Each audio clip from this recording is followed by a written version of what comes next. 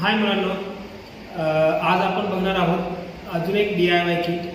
ज्या DIY किटच्या माध्यमातून आपण वनस्पती आणि प्राणी यांची पेशी रचना कशी असते किंवा त्यांच्या पेशी कशा असतात याचा आपण अभ्यास करणार आहोत. सर्वात पहिलं तर आपण याच्या आधी जेव्हा तुम्ही 6वीला होता त्यावेळेस माणसाचं शरीर आहे ते पेशीमय रचनेने बनलेलं आहे याचा आपण अभ्यास केलेला आहे. दुसरी गोष्ट, पेशीमय रचना किंवा संयुक्तपणे एखादी गोष्ट कशी बनते त्याचं एक मी तुम्हाला आता उदाहरण देतो. जेव्हा एखादं पुस्तक बनतं तर ते पुस्तक कसं बनतं, सगळ्यात पहिल्यांदा पकडून त्याला एक शब्द असतो, अक्षर असतं. त्या अक्षरापासून एक शब्द तयार होतो, अनेक शब्द मिळून एक लाईन तयार होते. अशा खूप साऱ्या लाईन एकत्र आल्या, 7-8 लाईन एकत्र आल्या तर त्याचा एक उतारा तयार होतो आणि या अनेक उतारे एकत्र येऊन एक पूर्ण धडा तयार होतो. आणि असे अनेक धडे 10, 12, 20, 25 धडे एकत्र आले की तुमचं एक पूर्ण पुस्तक तयार होतं.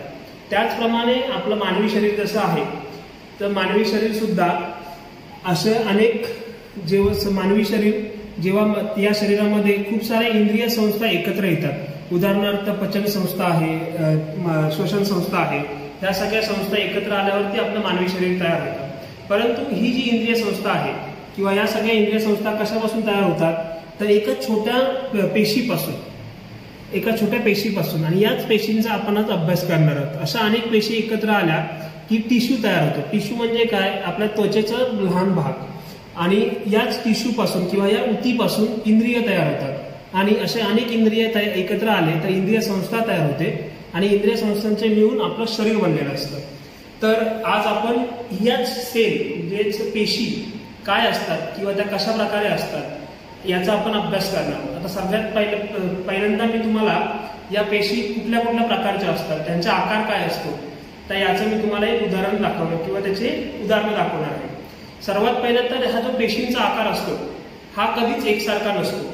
त्यांचा जो जसा उपयोग होणार आहे किंवा त्यांचं शरीर आपल्या शरीरामध्ये जे काय कार्य आहे त्याच्यावरती त्यांचा आकार अवलंबून असतो.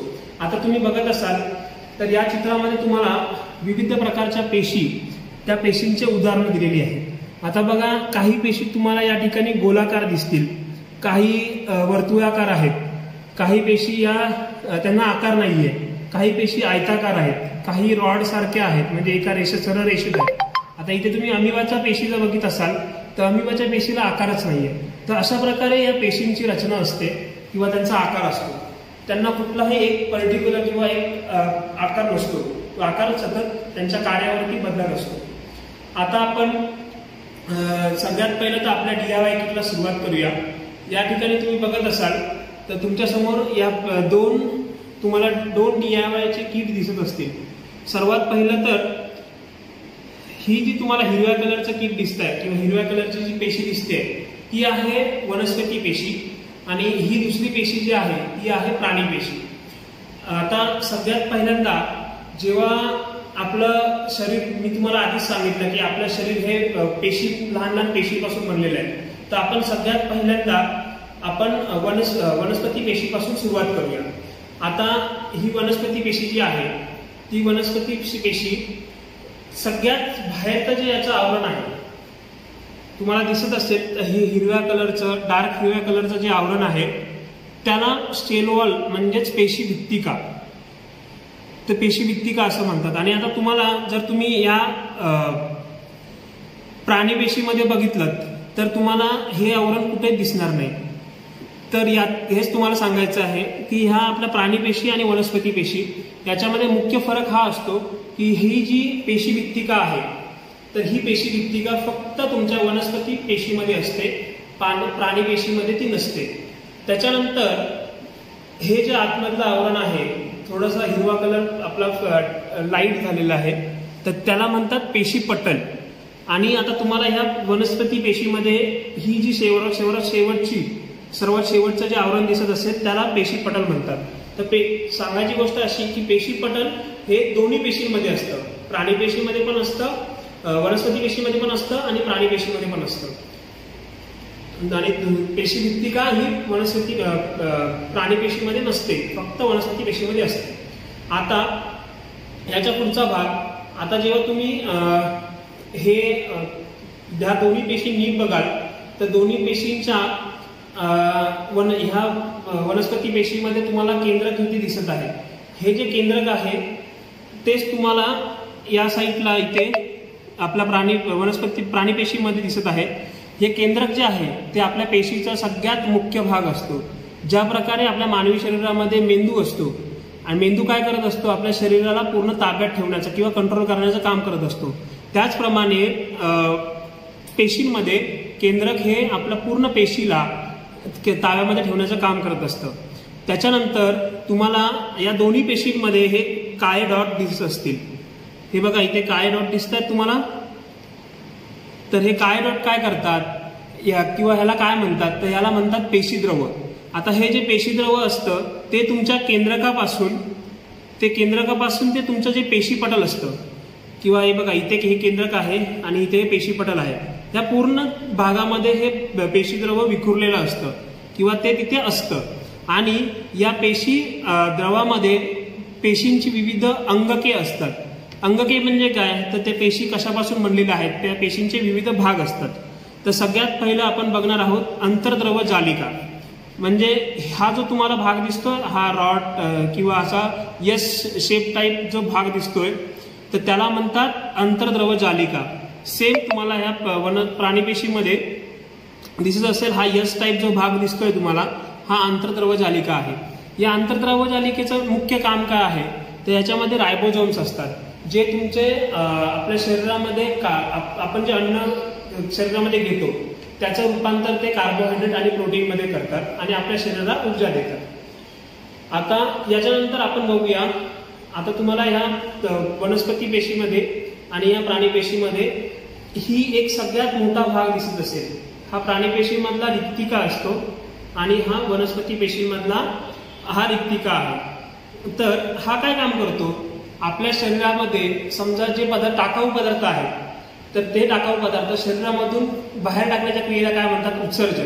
तर तेच काम या रिक्तिकेचं आहे. आपल्या पेशीमधील जे टाकाऊ पदार्थ आहेत ते बाहेर टाकण्याचं काम ही रिक्तिका करत असते.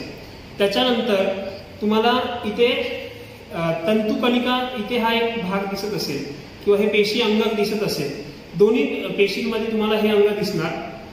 या पेशीमध्ये इकडे आहे आणि या वनस्पती पेशीमध्ये इकडे आहे. या तंतुकणिकेचं मुख्य काम काय आहे, तर हा आपल्या पेशींमधील ऊर्जा स्त्रोत आहे किंवा ऊर्जेचं केंद्र आहे. पेशींना ऊर्जा देण्याचं मुख्य काम या तंतुकणिकेचं असतं. त्याच्यानंतर तुम्हाला आता दिसत असेल की या वनस्पती पेशीमध्ये हिरव्या कलरची कुठली तरी एक अजून अंगक आहे. तर त्या हिरव्या कलरच्या अंगकाला काय म्हणतात, तर हरित लवक असं म्हणतात. हरित लवक म्हणजे काय, वनस्पती तुम्हाला माहिती आहे, आपल्याला माहिती आहे की आपण वनस्पती ज्या असतात ते स्वतःचं अन्न स्वतःच तयार करतात आणि त्या क्रियेला काय म्हणतात, प्रकाश संश्लेषण. तर हरित लवकाचं मुख्य काम या प्रकाश संश्लेषण या क्रियेमध्ये आहे. वनस्पतींचं अन्न बनवण्यासाठी या हरित लवकांचा उपयोग होतो. आता तुम्ही जर नीट बघितलात तर या प्राणीपेशीमध्ये हे हरित लवक कुठेच दिसणार नाही तुम्हाला. तर यावरून आपल्याला आता कळालं असेल की प्राणीपेशी आणि वनस्पती पेशी याच्यामधले जे विविध भाग आहेत ते आपण या ठिकाणी समजून घेतलेले आहेत. तुमच्या पुस्तकामध्ये सुद्धा या ठिकाणी तुम्ही जर ही आकृती 11.5 ही आकृती जर बघितली तर ही इलेक्ट्रॉन मायक्रोस्कोप म्हणजे सूक्ष्मदर्शकाच्या खाली आपल्याला या पेशी रचना अशी दिसते. आपल्याला उघड्या डोळ्यांनी या पेशी कधीच दिसत नाही. तर सगळ्यात महत्वाचं तुम्ही बघाल तर ही जी वनस्पती पेशी आहे त्याच्यामध्ये पेशीभित्तिका आहे. तुमच्या प्राणीपेशीमध्ये पेशीभित्तिका नसते. प्राणीपेशीमध्ये काय असतं, तर पेशीपटल असतं आणि तेच पेशीपटल तुमच्या वनस्पती पेशीमध्ये सुद्धा असतं. दुसरा महत्वाचा फरक या दोन पेशींमधला हरित लवक तुमच्या फक्त वनस्पती पेशीमध्ये असतं, प्राणीपेशीमध्ये नसतं.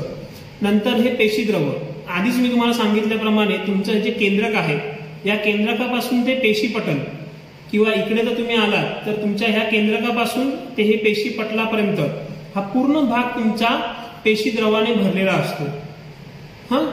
तर अशा प्रकारे आपण आता या दोन्ही प्राणीपेशी आणि वनस्पती पेशी यांचा या ठिकाणी अभ्यास केलेला आहे.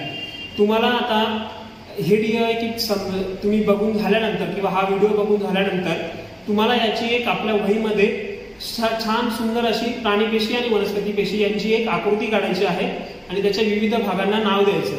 आणि प्रत्येक भागाचं काय काम असतं ते सुद्धा तुम्ही तुमच्या वहीत लिहू शकता. धन्यवाद.